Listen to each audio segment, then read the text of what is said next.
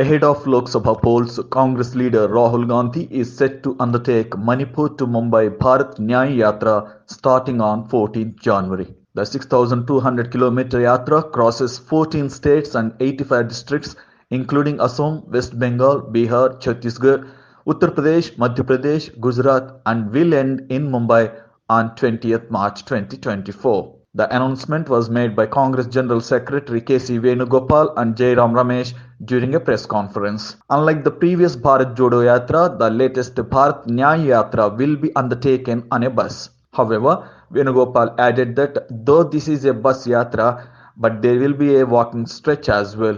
Bharat Nyan Yatra, the name itself is reflecting the objective of the yatra, Sabke liye nyay chahiye. This yatra is going to interact with youth, women and marginalized people, he said. The East-West Yatra will be flagged off by Congress President Mallikarjun Kharge on January 14th from Manipur capital, Imphal. Earlier, the Bharat Jodo Yatra, which started in Kanyakumari on September 7, 2022, was led by Congress leader Rahul Gandhi, concluded on January 30, 2023 in Srinagar after covering 3,970 kilometers, 12 states and 2 union territories and having lasted more than 130 days. In the first leg of the Yatra, Gandhi had walked almost 4,000 kilometers from Kanyakumari to Kashmir. The impact of Rahul Gandhi's Yatra was seen during the polls in Karnataka and Himachal Pradesh as the Congress recorded a sharp increase in strike rate and vote share. Congress leaders had widely credited the Bharat Jodo Yatra behind the party's electoral performance in Karnataka and Telangana.